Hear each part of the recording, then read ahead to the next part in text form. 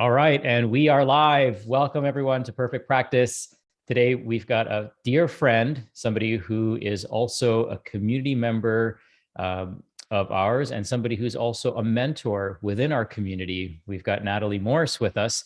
Natalie, how are you doing today? Hi, Sachin. I'm great. Amazing. Aaron, how are you doing today, my friend? I'm doing awesome. Great to see you, Sachin, Natalie. Well, Natalie, I have so much I want to share about you with our listeners and viewers today. And I want them to learn, where your story starts, because what we're going to be talking about today, just to preface this for everyone, is how Natalie added 1,000 new members to her online community in less than 30 days. And she's going to be sharing the exact framework on how you can do that as well. But every story starts not with a how, but it starts with a why. And it's our why that actually pulls us through challenging times. It's our why that, causes us to wake up in the morning and jump out of bed with excitement. And it's our why that allows us to pull through in the long run. So, Natalie, I'd love for you to start with perhaps your why. What is the thing that drives you, or maybe it's people that drive you, but what is it that really pulls you out of bed and magnetizes you, towards helping people through your practice every day? The why that drives me is helping people get healthy from the inside out, moving away from my conventional pharmacy background where it was a pill for an ill, and knowing that it's not just in a pill bottle or a supplement bottle or a magic food plan. It's everything that goes into it. So that's what drives me out of bed and keeps me going day to day. Awesome. And you're a national level athlete. So some might argue you've been driven, to perform at extremely high levels, push your body to extremes. How is that translated to your business? When I look back to when I was running triathlons, so I used to do sprint distance triathlons, and I was a national team member for several years, competed at a few world championships. So when I look back to that, I was always driven. I was always driven to succeed. And how I can relate to what I was doing several years ago to what I was doing now is I would have a training plan to follow, and I would follow the training plan as best I could. If I couldn't follow the training plan, how was I going to adapt that to my real life with working and having a family? How could I still make it work and be adaptable? And then what I needed to do to fuel myself well, to recover so that I can get up and stick to it to the best of my ability. So those are things that have really carried me well and been good lessons and a good foundation to really transitioning into having my own business where there's a lot of things to do. Yeah, I love that. And I think one of the things that I learned through some of the mentors that I've had, and I'm sure some of the coaches that you've had, is that you're only as good as your capability to recover, right? From really pushing yourself. And I know a lot of people right now are feeling over these last few years, a lot's changed, right? People's businesses have changed. Some relationships have changed. Circumstances have changed. The way we work has changed. And this really pushes people to the brink, right? And really the brink of exhaustion. And many practitioners are probably feeling that way. I know that there's times where I feel like, oh my God, like there's so much going on. And even opportunity can be exhausting. So, what I love is that you kind of bring that athlete mentality of recovery to your business. And I know before we started talking about, before we jumped in recording, we were talking about recovery. So I'd love to hear what advice you can offer people for their own personal recovery. If they're feeling exhausted or they can see themselves heading in that direction, maybe you can share some of your best practices with us. Oh my goodness, sleep. I did not realize this when I was at the peak of my training. I did not realize how important the sleep and rest and recovery time was. Even a 20-minute nap during the day or other ways we can incorporate active rest. I did not know this several years ago, but now, oh my goodness, sleep so important. And that wind down procedure in the evening, that last half hour to hour, especially before we go to bed, what are we doing or not doing to set ourselves up so we can fall asleep faster, have deep restorative sleep, and have a good sleep. Sleep, huge. And also self-care. For me, I was sharing earlier, all the personal appointments I have lined up this week with massage and chiro and fascial stretch and spiritual work and energy work to keep me going, and knowing that I can't do it all myself. I think a lot of us as practitioners, we have so many tools available to us and we can do a lot of things, but it really is naive that we can do it all ourselves. So that's one thing I've gotten much better at over the last few years, is asking for help and reaching out for help in a variety of ways to lighten my load, sometimes the mental load, and then the things I need to do in a day. And it's much more efficient for me to have some of these other, what I call like players in my court as well. Yeah, I think that's so overlooked, so easy to overlook, yet so important.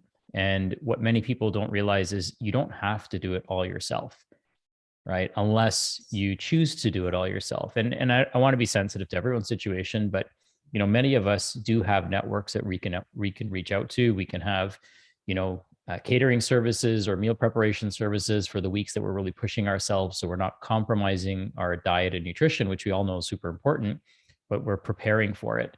And like any good athlete, we have to look at our business like a sport, right? And Joe Polish talks about being the $1 million racehorse. How would you take care of that $1 million racehorse, especially in a solo or kind of a solopreneur? I know you have some help as well, but for the most part, you're the the song and the dance of your business, as many of us listening are. So taking care of that $1 million racehorse is so vital.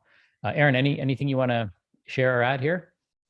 Yeah, I was curious, Natalie, how you look at recovery as, it can feel like a luxury in the beginning. I used to train for marathons a lot, and I didn't really see the importance of recovery in the beginning until I got hurt, or I had to not run or not train for 5 days. So now, how do you look at recovery? Some might feel like it's a luxury, some might feel it's an expense, or is it just like, how do you think about recovery for yourself?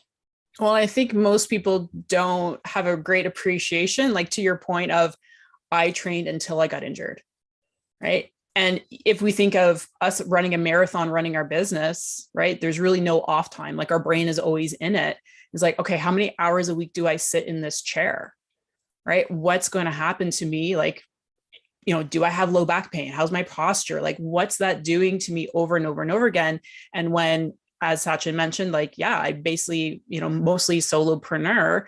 So for years, working, not taking care of my physical body. So when we do start doing these other things, we're not going to, there's layers, right? There's layers of tissue and fascia, and you guys are body practitioners, right? So all of this, right? It's not going to be magically undone with one massage or one chiro session, right? So it's like there's layers built up in that. So it's the appreciation that where your physical body is, and that's the key for, again, your energy and how you show up and your posture and your charisma online. If your physical energy isn't awesome, okay, but it didn't happen overnight. So it's through years of burning the candle at both ends and wearing ourselves down. Usually it's going to take time and patience. So it's no longer a luxury. For me, it has to happen. It's the maintenance in my car, right? It's like, it has to happen if I want to keep running this indefinitely into the future. Because I'm not in this for the short game, right? None of us are. It's like, these are the things I have to build in if that I want that for the vision I have of myself and my business and my family in the future. It just has to happen. It's a non-negotiable now. I love that. What would you say, Natalie, is, and Aaron, feel free to jump in here as well. What would you both say is an example of an entrepreneurial injury, right? So when we get athletically injured, we know we have these micro fractures, right? We have aches and pains, and it's very obvious to us. However, as you're both discussing this, I'm thinking about what are some examples of entrepreneurial injuries that maybe are sometimes obvious, but maybe sometimes subtle. And while we might feel like we're being productive, we're actually not being productive. Can you think of any examples off the top of your head? The first one that comes to me is lack of creativity. That's a big sign when I know I've been pushing in one direction and not creating time and space, right? So when I sit down to do something a little more content creation or something more creative, and I notice I'm really struggling with that, the ideas aren't coming that normally do. That's a big warning sign to me. Is like, all right, things are off balance. I need to get back to something's missing, right? Something's missing, and it's often joy and it's often movement for me. Mm. Yeah, it's time to stop working when working isn't working. And Joe Polish always says that at our Genius Network meetings, because you're flooded with a room of entrepreneurs who are essentially pushing themselves to the brink, right, and pushing their teams to the brink. And one of the things that we always talk about is really having that rest. But it's also important to recognize how it shows up, because it could show up differently for different people, right? So you're mentioning a lack of creativity. I know I've been there. Sometimes you're like, this seems like such a, like, why isn't the elegant solution coming to me? And it probably means that we've exhausted our decision-making capabilities, at least our good decision-making capabilities for that day. And it's really time to go back and replenish. How about you, Aaron? Any entrepreneurial injuries that come to mind? One that comes to mind, I mean, I think the lack of creativity, this along the same lines, feeling discouraged when something doesn't work. And it's not that the discouragement is a bad thing, but is sitting in the discouragement for too long. I remember in the beginning doing my first workshops, like in person, wondering, is anyone going to show up? Are people thinking so far ahead? Are people going to become my clients? Am I going to mess up? What are people going to think? And, I've had bigger workshops and I've had smaller workshops, but learning how to not get discouraged if it's like 5 people or 30 or, 40 people. And I think learning to sit with that and just show up for the people who do show up was an important lesson. I learned from you, I learned from this community. And I think discouragement, I would say, is entrepreneurial injury, letting it scar you for too long. Yeah, not being able to bounce back, right? And maybe being too focused on numbers instead of being of service. I'll add to that. One of the things that I think is a major entrepreneurial injury is procrastination, and oftentimes through perfectionism. So we use perfectionism as a way of preventing us from thinking like we're doing something good. Hey, I'm trying to get it right, and I want to do good work, and I want to display good work. But we use that as an excuse to actually procrastinate, because we're, for a variety of different reasons, right? There could be a lot of mental blocks around why we fear success or why we fear failure. And it's interesting because the same two things are what hold people back, right? It's the same inaction in this case, but it's one and the same thing, like a fear of failure or really a fear of success, and not having the systems or the support that you need to really take your business to that next level, because opportunity is chaos if we're not prepared for it. All right, so let's switch gears. Thanks, Natalie. Thanks, Aaron. Let's kind of switch gears and talk about how, Natalie, you're using I'm going to call this a proven method, because you've proven that this works. This isn't theory. And when you shared it with us in one of our meetings, I'm like, you know what? I really have to get Natalie, on our show to kind of share this with more people so that others can benefit from this, because it's something that any one of us can do. And I'll tell you why I haven't done it yet. And part of that has to do with overthinking, right? Which it's probably another form of entrepreneurial injury, is like, okay, if I do this, then I have to have all these other things prepared. And, I teach you guys this, and I've learned this from so many other people, which is just do it and figure it out on the back end, right? But let's talk about that. So, first of all, I want to acknowledge you for being the person to kind of take this action and learning from it, and then coming back and sharing your experiences, paying forward really, which is awesome. And, secondly, I want to thank you for putting yourself out there in the world, because it's never easy, right? There's so many things that go through our head before we put our message out there, but kudos to you for consistently doing that. And I want to kind of preface what you're about to say with that you've been consistently putting your message out there. You didn't just crawl out of bed one day and stumble across what you're going to share with us. It took maybe not even realizing that you were practicing for this, but getting in front of a camera, being able to share your story, having a clear message to articulate. So I do want to preface that this is a great opportunity for people to see what's possible for them. And they don't have to be professionals in front of the camera to do this, but it's going to come more naturally and they're going to have way more confidence if they do have a bit more experience, because this can move really, really quickly. And I want to make sure that this opportunity doesn't turn chaotic for people, and it stays an opportunity so they can continue to grow with, that following that comes along with this. So first of all, why don't you, in your own words, tell us what happened, and then we'll kind of mentally, emotionally, and logically kind of pick this apart so people can walk themselves through this process. So the short version of what happened is I posted a 25-second reel a few weeks ago, and it hit. Let's just say it hit.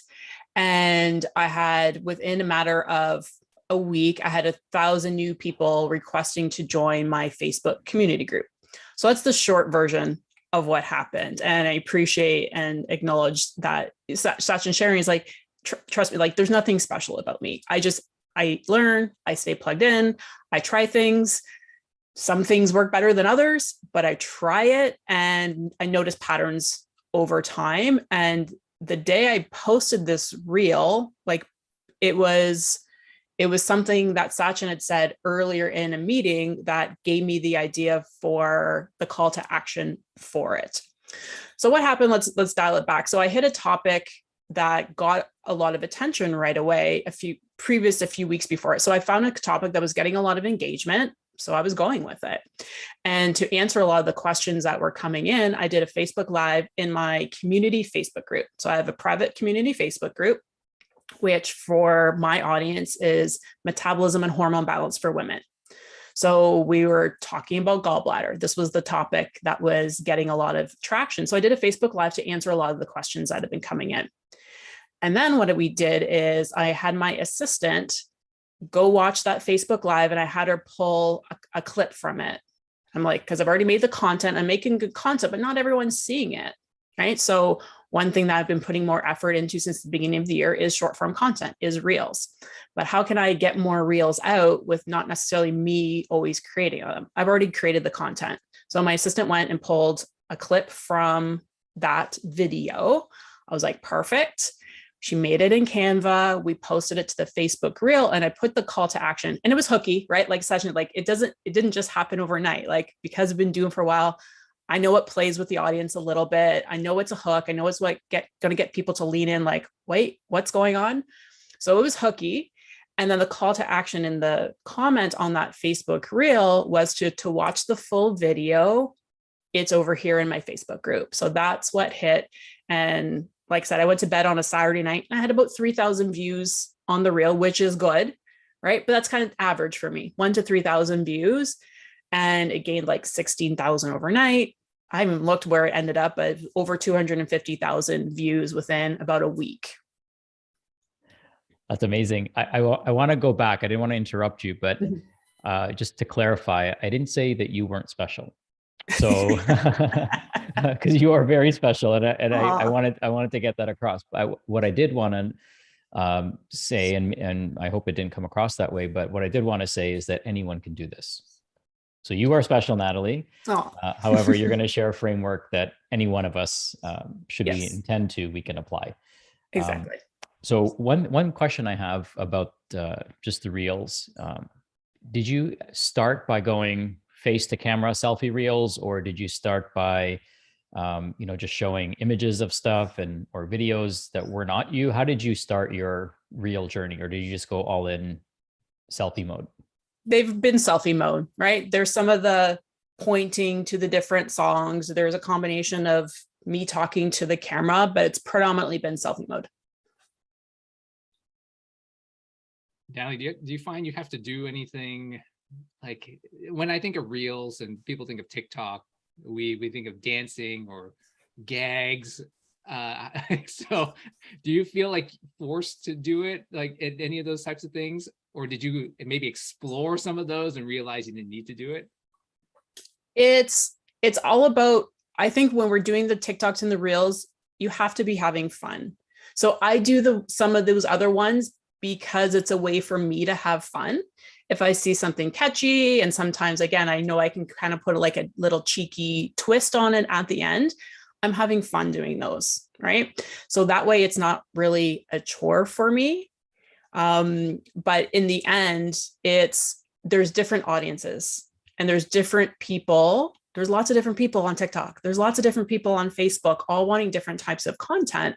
So the people who are there and who really like this type of thing, okay, they're going to go watch that type of thing, right? I have found, and it's been a mix, right? And that's why I've done a mix of the different things to see is, one, I don't want my audience to get bored. One, I don't want me to get bored. And to see which type of content gets more engagement, which is answering more questions, which is getting more followers. Again, not saying I have all of this figured out, but I'm in it. I'm in it. I'm doing it.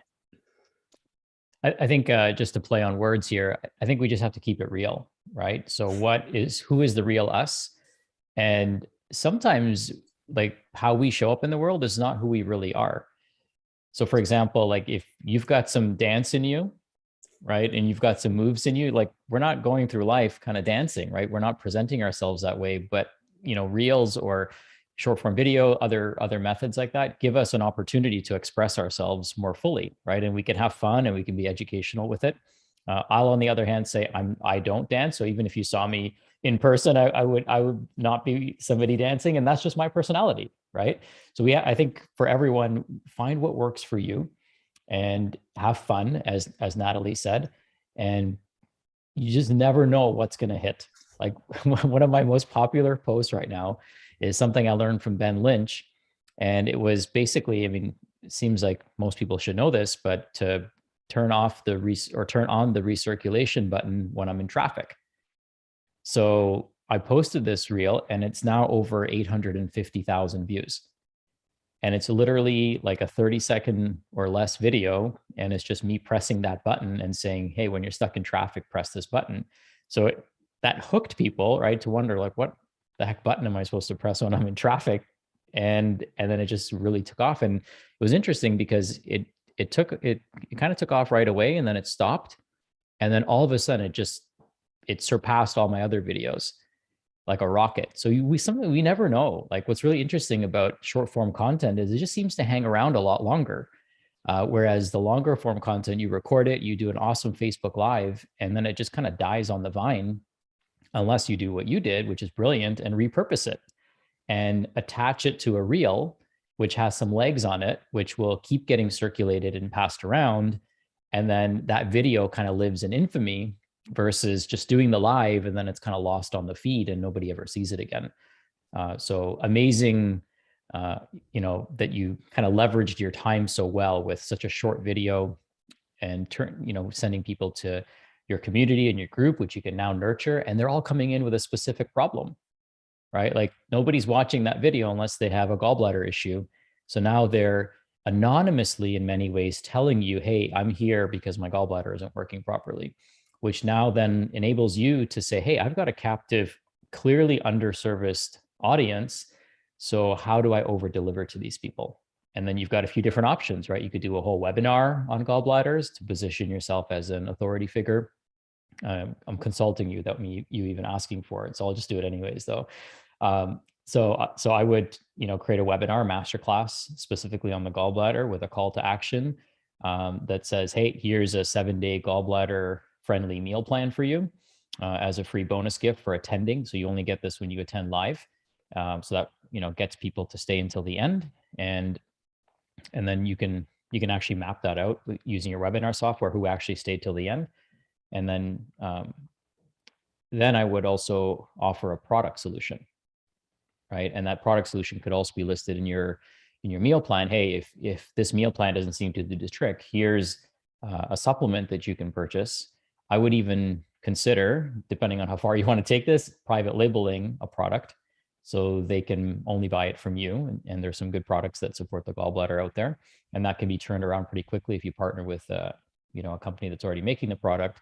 And then if that still doesn't work, right, then you have a pipeline of people that want to work with you specifically to solve this problem. And I know you have a program that is very gallbladder friendly because it involves a specific diet that doesn't stress people's gallbladders and livers out. So you already have a solution. Now you're just building that bridge to get them to that point where, along the way, they're benefiting, they're receiving value from you, they're receiving micro solutions that lead up to a group-based program or a one-on-one program with you. Amazing. Yes, thank you. And another thing that's on the calendar for the next couple of weeks out that me and my team are working on is a 5-day challenge, right? So it's like, I know I have all these new people into my audience. All right, what information do they need? How can I help them? How can I give them some wins right now while I build that relationship over the next few months? So those are the things that are in process. Exactly. Amazing. And I think a big piece of education, this is valuable for anyone who's doing this, is to help people realize, and if you can lead people to the truth and the reality that your symptoms are the last thing to show up and the first thing to go away, then they're willing to go deeper with you. So, sometimes people might be, well, I do a challenge and I give all this stuff away and people actually get better and then they don't become patients. And you kind of want that, right? But you also want them to know that there's more healing that needs to take place, right? It's not just the end stage symptoms that we're trying to get rid of. Working together, we can go a lot deeper. So just a little piece of advice for those of you that are running challenges or considering, what happens when I get people better without them paying me? That's like a godsend when that happens, because they could be a source of referrals for you. There's karmic currency that we receive as a result of doing good in the world. And, and then again, that conditioning and reframing people's paradigms to know that there's so much more that you could do working together with that person. Is your challenge going to be about gallbladders, or is it going to be about weight loss, or a different topic altogether? It's going to be about weight loss. Okay. And you're right. The challenge works remarkably well.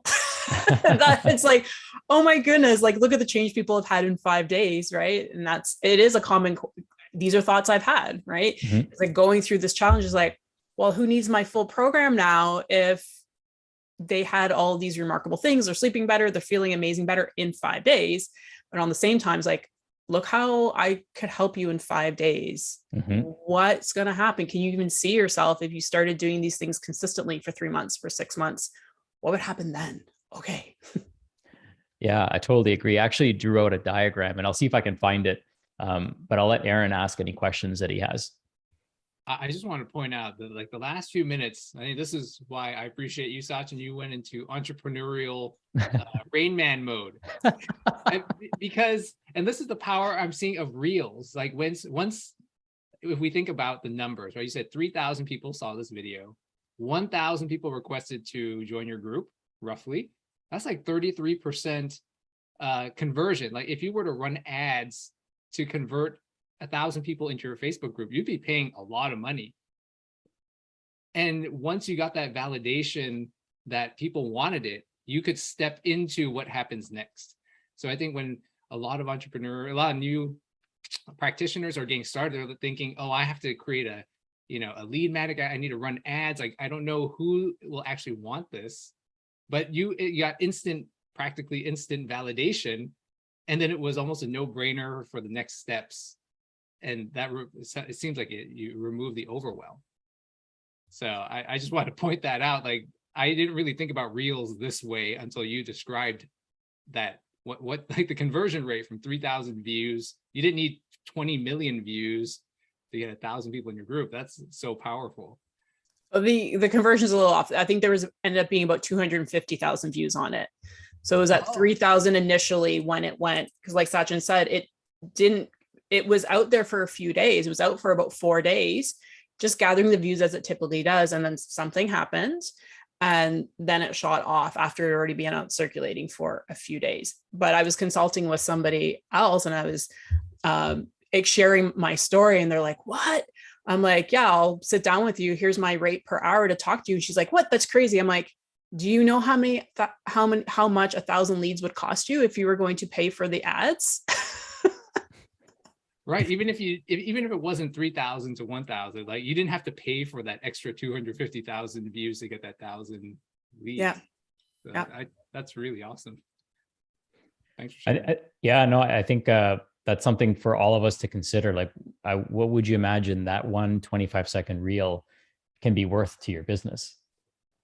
Right. Like it's the key is validation, right? So you can experiment to find out what's really resonating with people. And now you have a captive audience that has a solution or doesn't have a solution for a problem that you can help them solve, right? With multiple levels of being able to solve it, right? You could solve it with a $7 7-day diet, right? That guarantees to abolish their gallbladder symptoms, which I know you could do.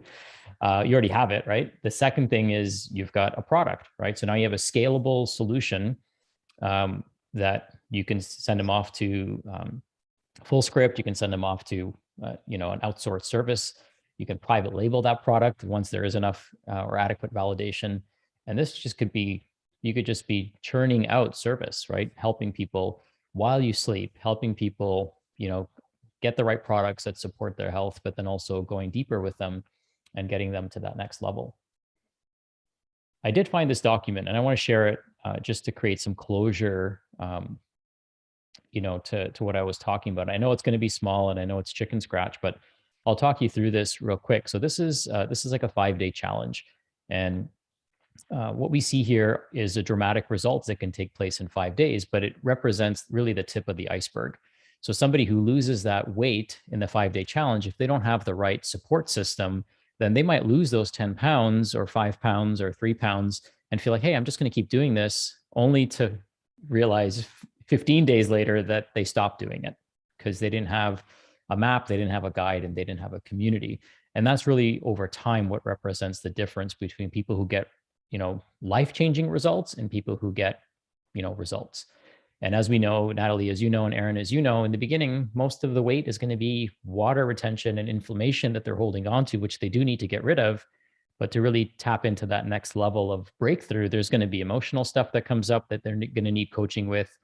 And that needs to be, adequately articulated when we're hosting a challenge or anything. So those are important elements for us to consider. Can you see my whole screen or do you just see my remarkable? Just the remarkable. Okay, perfect.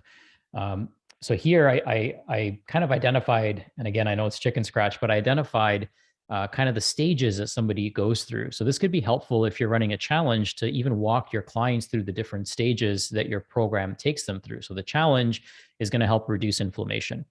Okay. And then the next step is going to help stabilize. Then we help stabilize blood sugar. Then we start, creating, we enhance digestion, right? Then we reset the HPA axis. Then we have, we break through plateaus that you're going to go through.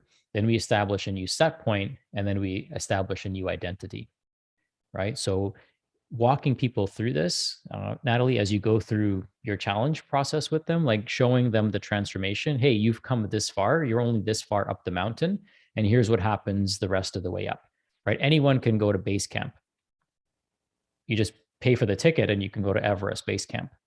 So now it's like, hey, how are we going to get to the top of the mountain? The view is beautiful from here, but you didn't come this far to go this far, right? We're going all the way to the top. And there's a bunch of us that are going. We leave on this date. I'd love to take you with us. All right. So I hope that helps and create some, good guidance there for all of us to be able to follow. All right. So what's next, Natalie? So how are you, like the people that have signed up?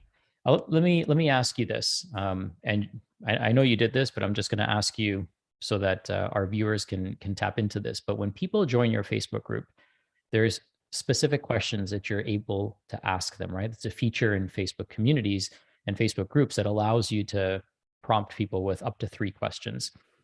What are those 3 questions? If you may not remember all of them off the top of your head, but what's the theme in those questions? What's the reconnaissance and information you're gathering from that?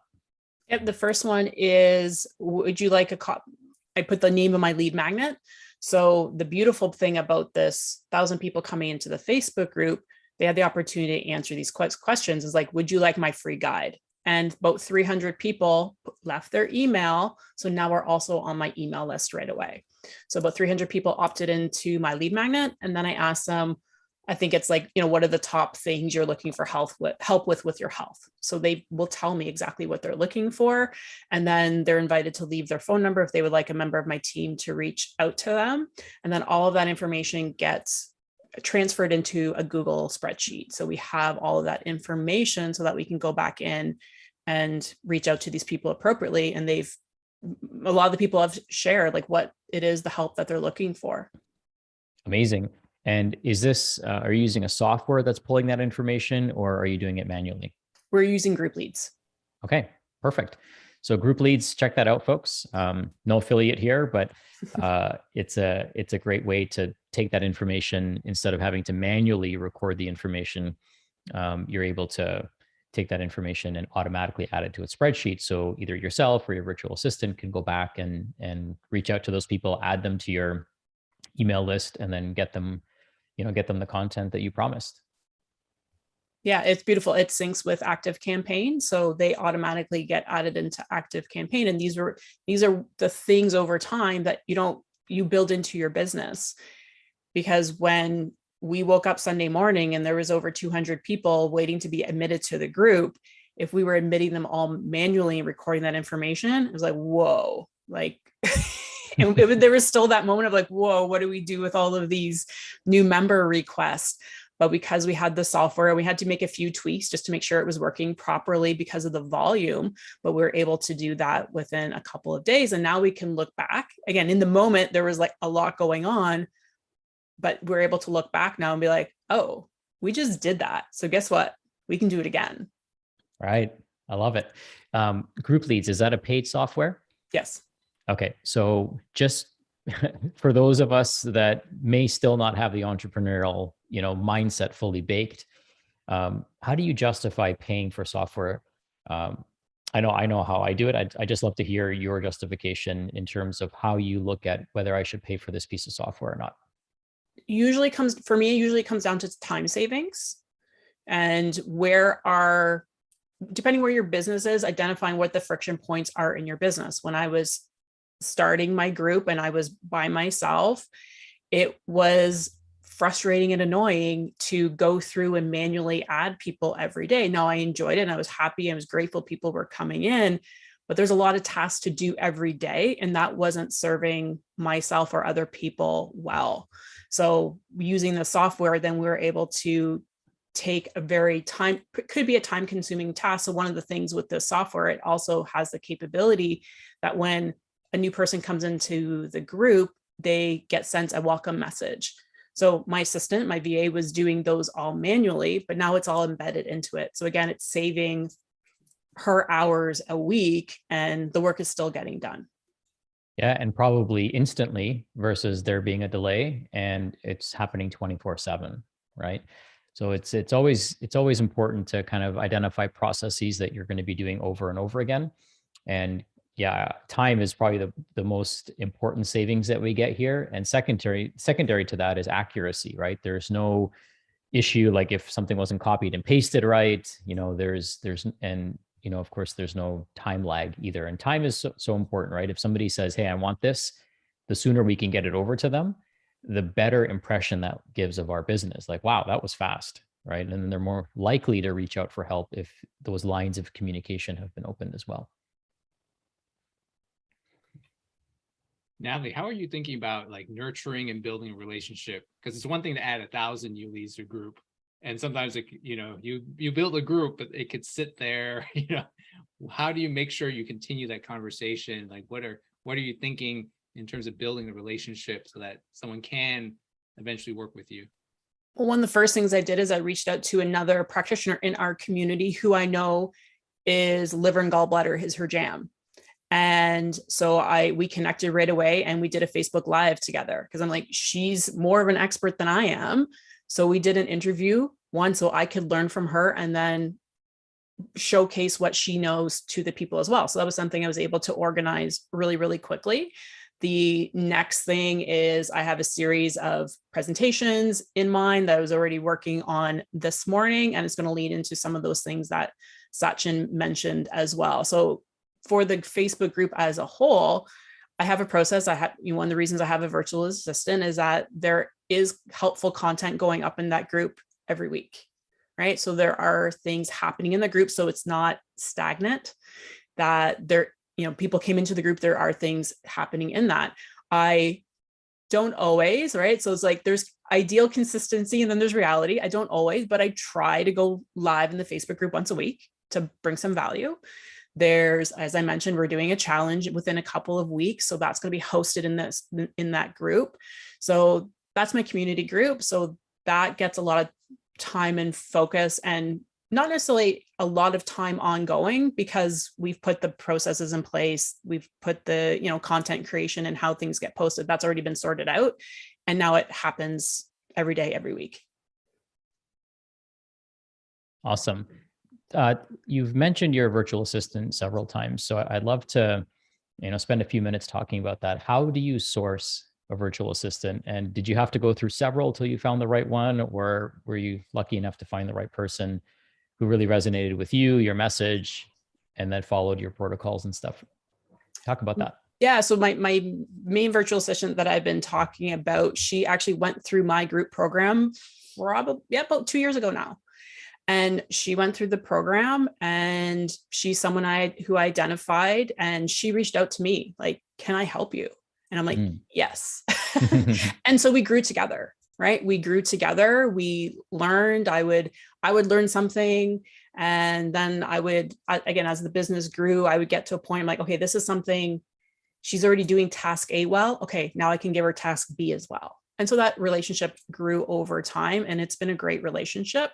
I have another virtual assistant as well, and it's similar. She lives local to me. She's someone I knew before, and knowing her, I could tell she was putting effort into really putting effort into her social media. And so I reached out to her. I said, hey, this is where I need help. I needed help with my Instagram, because it's not something I love to do. I needed help with my Instagram. I could tell she was doing a good job. Are you willing to help me out? And we started that relationship, and I shared resources I had with her, and she ended up really, really loving it. And she's made a whole business out of herself. Right. So this is like some of the other beautiful things I've seen happen with my assistants, is that they've really grown and blossomed throughout the last year and a half working together. You're like a little mini economy there in Leamington, Ontario. I love it. Got to do our part, right? Yeah, no, that's amazing. I mean, that's the beauty of entrepreneurship, right? When you have a message that other people really align and resonate with, they're attracted to it. They want to help you. They want to serve, a greater vision and passion. And it's awesome that you get to grow alongside with them. And the same is true for them as well. Yeah, it's probably cool for them to see how much bigger the impact is coming along. And it's wonderful that you're doing this, and, so open and willing to share and pay it forward to our community.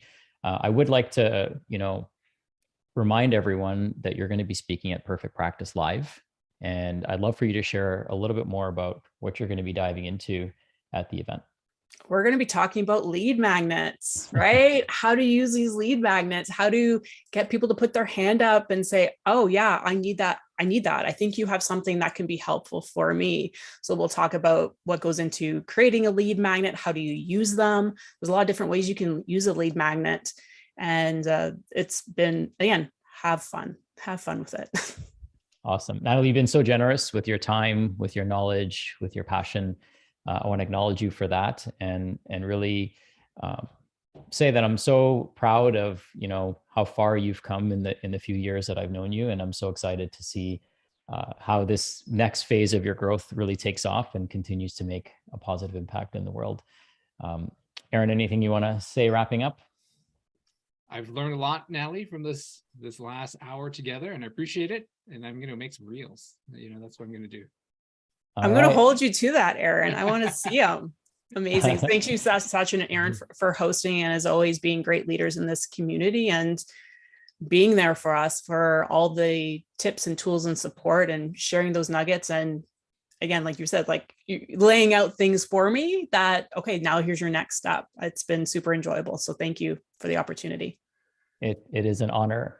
And, thank you, Aaron. Thank you, Natalie. Super grateful for all of you that had a chance to tune in today. Hit us up at perfectpracticelive.com.